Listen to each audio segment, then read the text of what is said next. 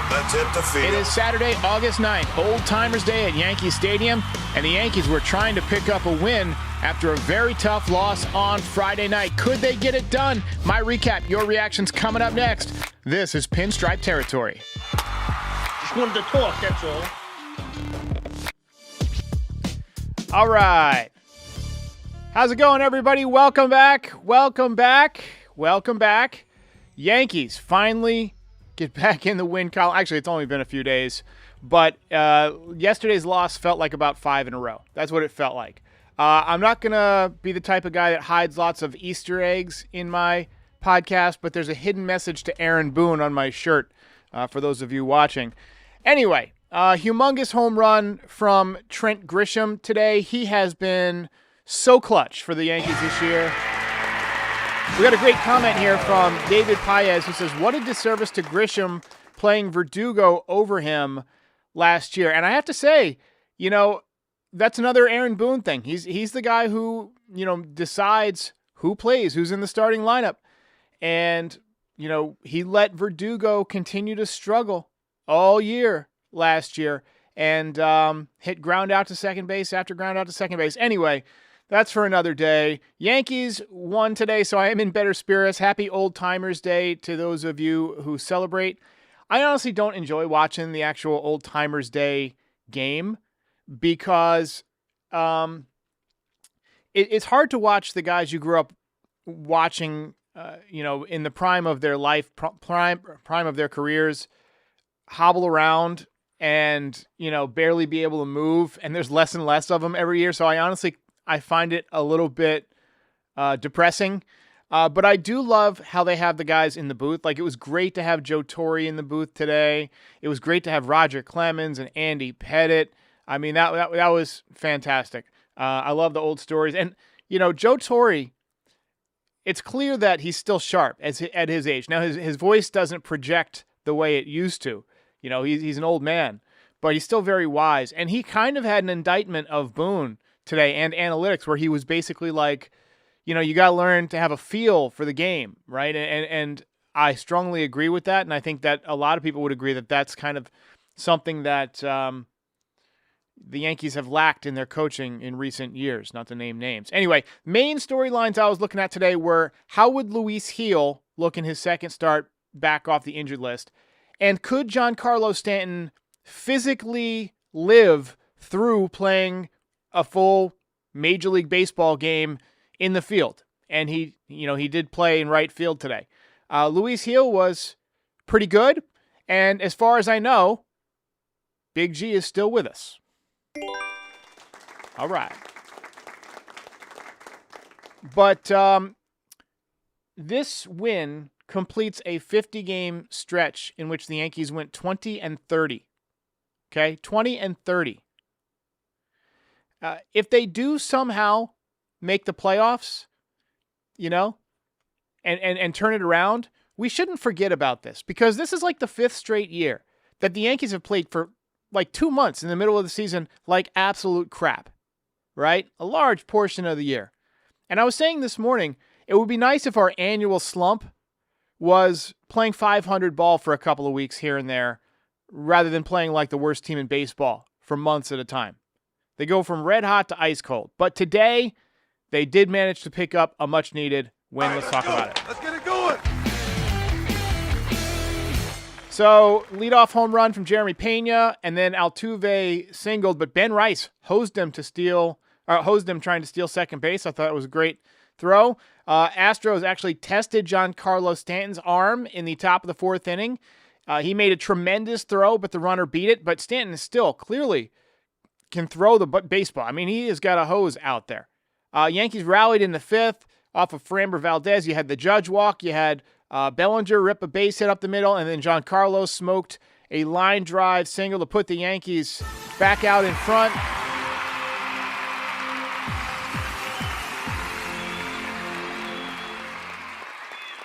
You had a lot of just tough Yankees at bats today, like much tougher than we've seen. They did only draw 4 walks. I felt like they had just a lot of deep counts. They were fouling off some pitches, so they did have good at bats today. You know, Grisham obviously had a huge day. He went 3 for 4. And, the bullpen wasn't horrible outside of Doval. Leiter got a couple of outs. Weaver threw a scoreless inning. Doval did not have his best game. He walked 2 guys. He will do that. We've talked about that. Losing the strike zone can be a problem for him. And then, he left the bases loaded, and Bednar came in and walked the tying run. And you're thinking, here we go again. Just going to implode. That monster's getting ready to jump out of the bushes. But luckily, Bednar was able to get through the rest of the inning unscathed. And then Trent Grisham saved our bacon in the bottom of the 8th. Trent Grisham, with the all expenses paid, beverage service included, no money down, free mustache ride. 21st home run of the season, deep into the second deck. Absolutely beautiful home run. No stadium in baseball, in my opinion, frames a home run to right field better than Yankee Stadium. I loved that home run. I thought for a second, based on the right fielder's reaction, that ball might land on a train.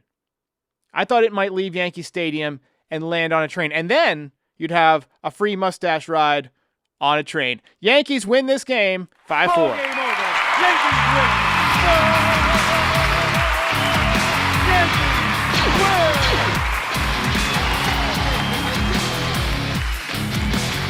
Dee's channel says, would you re-sign Grisham if you could? It's an interesting question. Man, it's hard to say no the way he's been playing this year, but he's having a career year. He is 28 years old. He's still solid. Swing that's built for Yankee Stadium, 818 OPS. It's hard to say no, but one thing I won't say no to is giving him the belts. Trent Grisham, your belt winner. So, that is belt number 6 for him this year. We're going to go ahead and update the standings here, and we'll talk through the belt standings.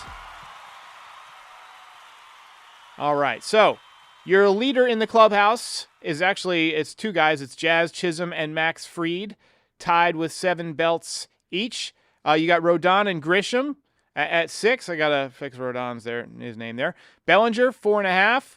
Bellinger 5, Judge 4.5, Rice 3.5, Dominguez, Warren, Schmidt, and Wells with 3. And we got a bunch of guys with 2 and 1 that are probably not in contention. But who would have thought that Grisham would have more than Judge at this point? Grisham having a terrific, terrific year.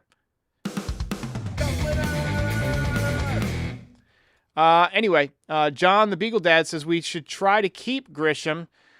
It'd be interesting to see how that shakes out because you do have Spencer Jones coming up. You're going to want to play him all the time if you're going to keep him. You're going to want Dominguez to continue to play left field and develop. You've got Aaron Judge. You've got Cody Bellinger. I mean, I could see Bellinger going to first base. I could see Ben Rice becoming the Yankees' full-time catcher if they decide that Wells, with ABS isn't going to be as valuable, right? If he's not going to be an offensive catcher, let Rice be that guy. Play Bellinger at first base, preserve his bat a little bit.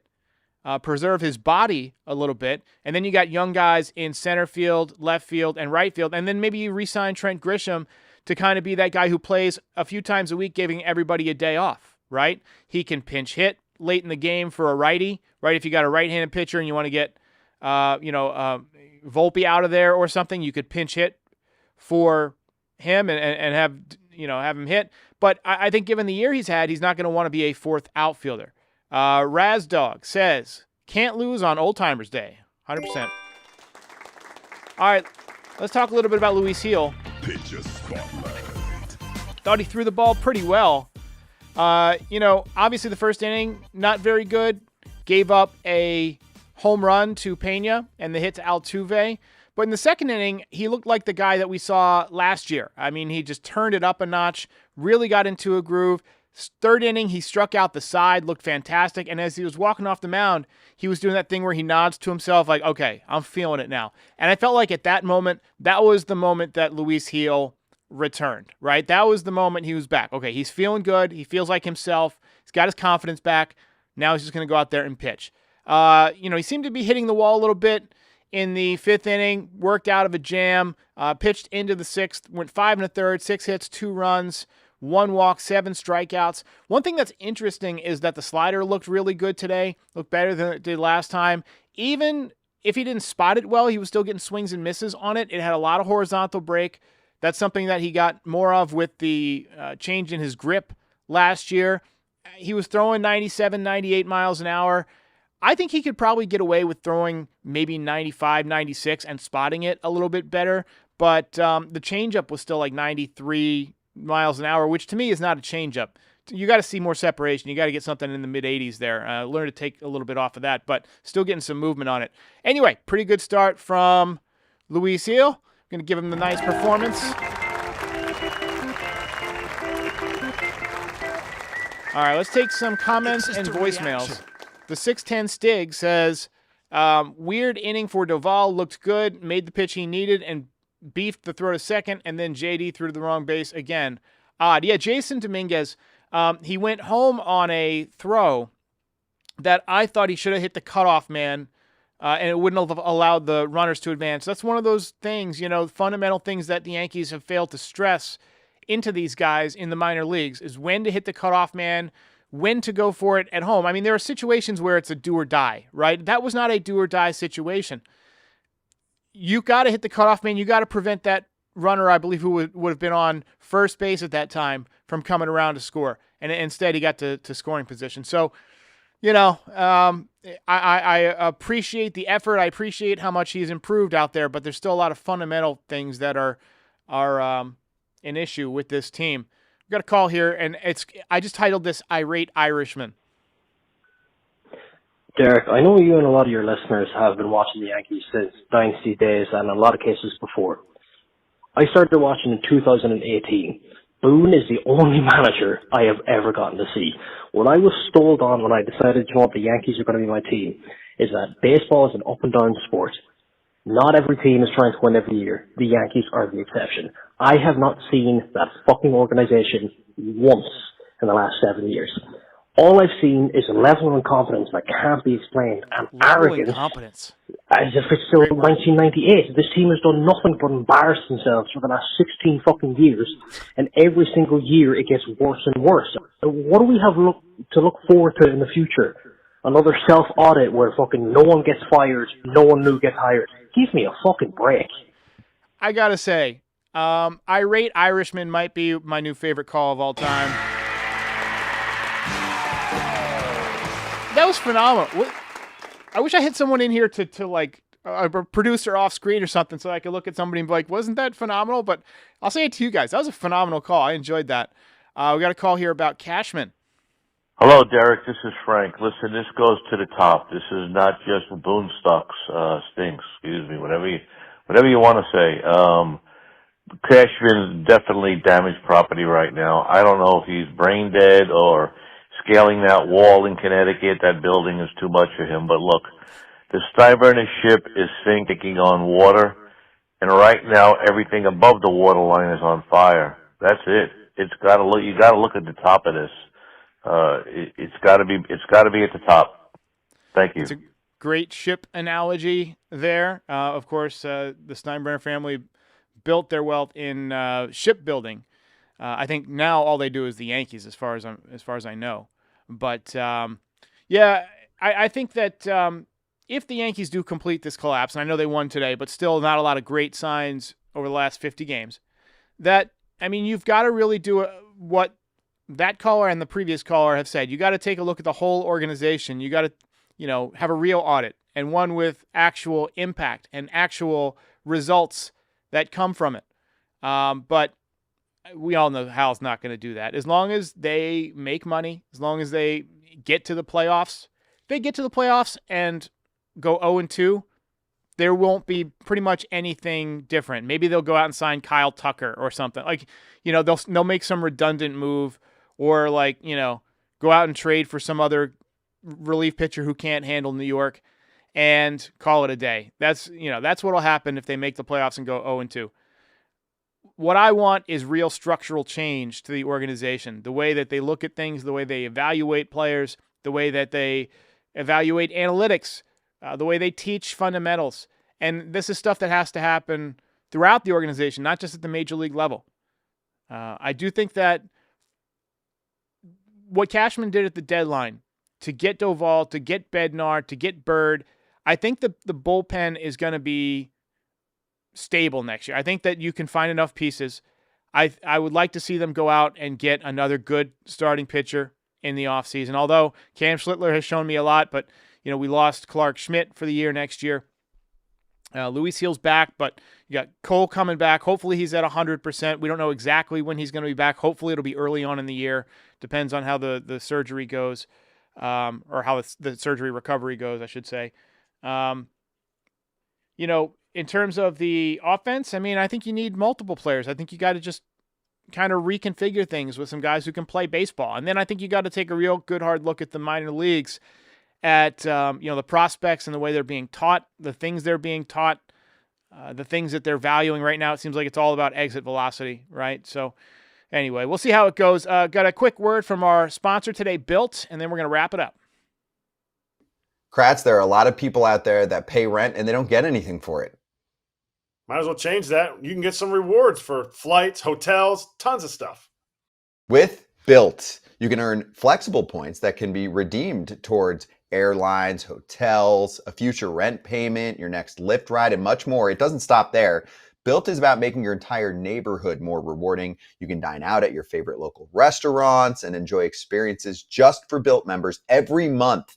They're turning a monthly expense into an opportunity to earn rewards and discover the best that your neighborhood has to offer. Your rent is finally working for you. Earn points on rent and around your neighborhood, wherever you call home, by going to joinbilt.com/foul. That's joinbilt.com/FOUL. Make sure to use our URL so they know we sent you. joinbilt.com/foul. Go for it. All right, let's get to a few comments here. Volp E6, which is still one of the funnier names, a little bit cruel, but funny, says, trust the process with an eye roll. Jimmy B. Cards says, Bellinger over Tucker. Yeah, maybe. I'm interested to see if Bellinger's going to opt out. I think he's going to be inclined to. He's got an OPS over 800. It's 817. Right now, he's having a tremendous year. You know what? I'm going to pull up his StatCast stuff, and I'm going to pull up his regular numbers too. And we're going to take a look at Cody Bellinger and just kind of predict what kind of numbers he's going to get with his next contract, because I could see him getting a $150+ million with ease. Let's go ahead and pull this up. All right, so Cody Bellinger hitting 272 with 20 home runs. He's got 10 stolen bases. And you look at the metrics, they're really good. 74th percentile in batting run value.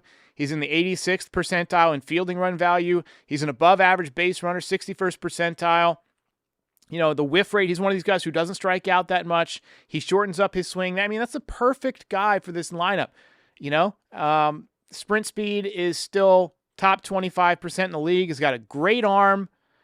And the spray chart, look at that. Has there ever been a hitter more perfect for Yankee Stadium? He can use the left side if he needs to, but when he pulls it with power in the air. He's got a ton of power, and he doesn't even need to try and hit for power all the time, right? He's probably going to hit 25 to 27 home runs this year, hit between 275 and 280, I'd say, and probably 15 stolen bases, and play great defense all over the field. And he's a great clubhouse guy. I would love to have him back, but I also don't want to hand out another 6 or 7 year deal to a guy who's in his 30s. He's going to be 31 next year. He's going to turn 31. Do you really want to give him a 6-7 year contract, given his injury history? I don't know. I love the guy. I want to pay him his money. But that man his money. Be careful on the years. All right, ladies and gentlemen, so I have got a busy night planned. I am going to finally get to watching Den of Thieves 2. Excited for that. I watched it once in the theater, and I got a buddy coming over. We just watched the first one. So we're going to watch the second one tonight. I'm excited about that. And just kind of taking the night to relax and soak in a win. Yankees are back tomorrow for Game 3 of the series. I will be here in the postgame. Go ahead and call in, drop a comment, subscribe, all that stuff. And I'm going to work on a new outro because I feel like we need something more motivational for the final 40-some-odd games. But for now, I'll see you next time. If you made it this far, do us a favor, hit the like button, hit the subscribe button, and join our community. You can also be a part of the show by calling in at 718-899-1068. Also, part of the way that we maintain and fund all of this is through NYYDesigns.shop. Check it out now. Get all sorts of fun Yankees merch, hats, hoodies, zip-ups, beanies, mugs, you name it. We've got it. Check it out, NYYDesigns.shop. And check out Pinstripe Territory on all your favorite podcast platforms. We are the official Yankees podcast of the Foul Territory Network. We're here for post-game shows after every single game, and we're here before a lot of games to talk about the game, preview the lineup, the pitching matchups, and things like that. And we're here all off-season to talk about the latest in Yankees rumors, news, etc. Join our community. We'll see you next time.